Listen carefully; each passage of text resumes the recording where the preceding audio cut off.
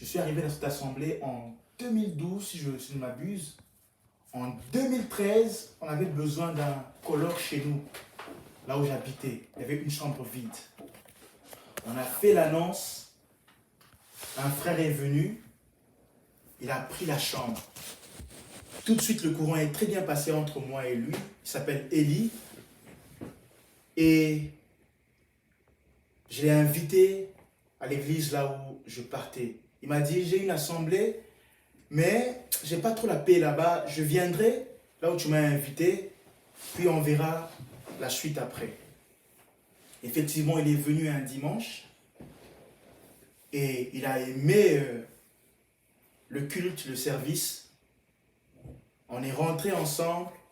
Quelques jours après, il m'a dit, Val, j'ai prié, je reste là où tu es, je reste dans l'assemblée. J'étais très content. Oh Seigneur, merci, merci.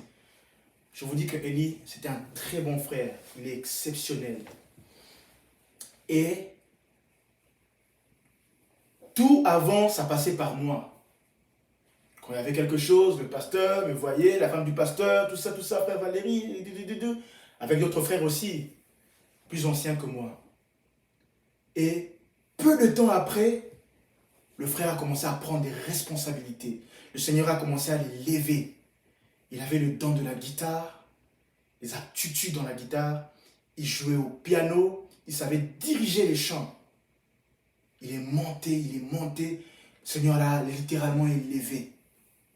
Moi qui pensais être responsable de jeunes, c'est passé à Eli. Il est rendu responsable des jeunes, dirigeant des louanges, conducteur de la prière. Il est monté. Je pensais être son second. Je n'étais même pas son second. J'étais troisième.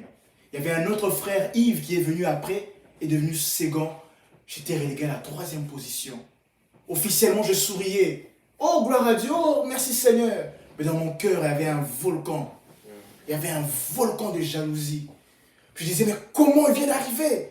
Il monte comme ça, qu'est-ce qui se passe? Je n'osais pas le dire, mais dans mon cœur, oh, nous étions ensemble dans la même maison. Il s'est fait que Eli a déménagé. Il est parti habiter au centre-ville. Quelque temps après, j'ai déménagé aussi.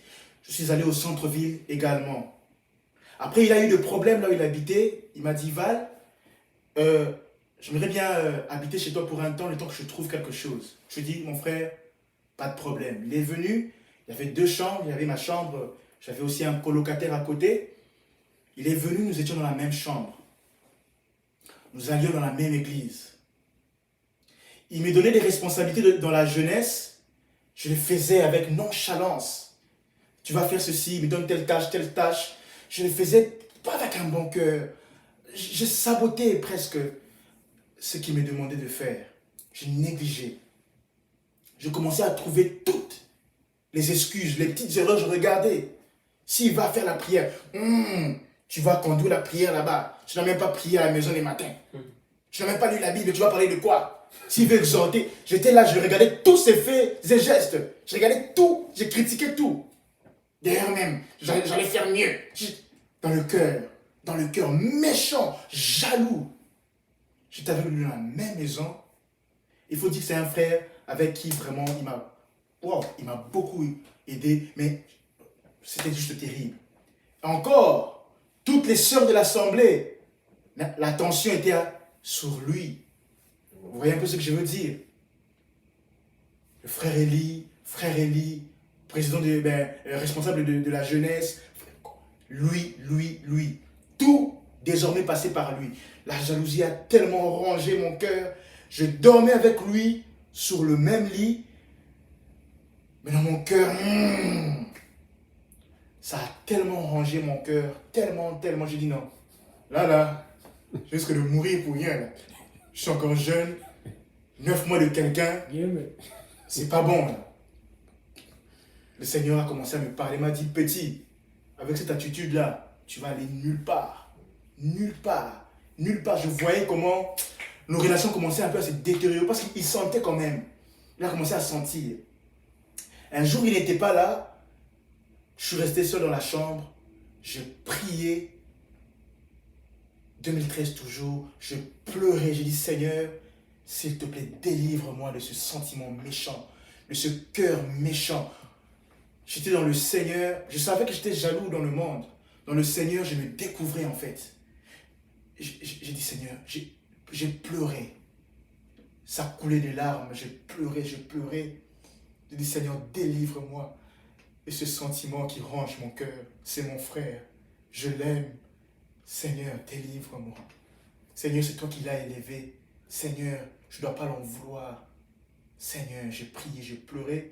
Soudainement, il est revenu, il est entré dans la chambre. Il a pris 2-3 trucs, il est sorti.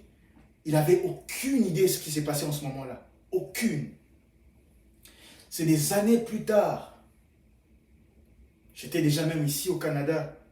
On parlait au téléphone. Je lui dis, tiens Elie, tu sais, voici ce qui s'est passé. Ah, il se rappelait vaguement, il me disait, mais bon, j'ai commencé à sentir que ton attitude commençait un peu à changer. J'ai dit, mon gars, c'était chaud dans mon cœur. J'étais...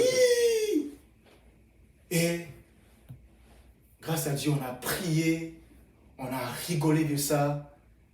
Et on est en très bon terme. Et c'est vraiment un très bon frère, Elie. Elie. Merci Seigneur. Et je ne dis pas que la jalousie est complètement partie, pas pour cette histoire, mais même dans d'autres choses. Parfois ça vient. Mais le Seigneur m'a travaillé sur ce côté-là et il me travaille encore. Ne soyons pas jaloux. Ne soyons pas jaloux.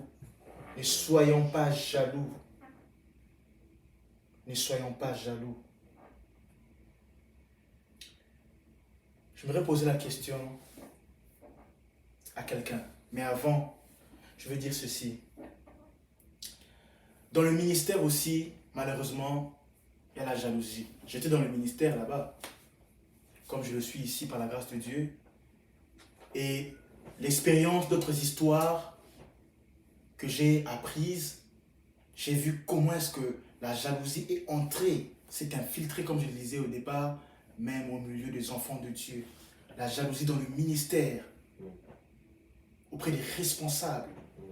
La jalousie, cela n'est pas bon. Il y a des gens qui s'empoisonnent, surtout en Afrique, s'entretuent parce que l'autre, Dieu l'a élevé. Ce n'est pas bon. Alors ce que je vais dire, heureusement que Dieu n'étale pas nos cœurs. Dieu n'expose pas nos cœurs. S'il exposait nos cœurs et nous montrait, c'est que celui qui t'appelle, ah mon pote, mon poteau, mon frérot, ce qui se passe dans son cœur, s'il te montrait ce qui s'est passé dans le cœur de celle qui t'appelle, hé ma soeur, ma sister, ma personne, ma copa. Il te montre ce qui se passe, terrible.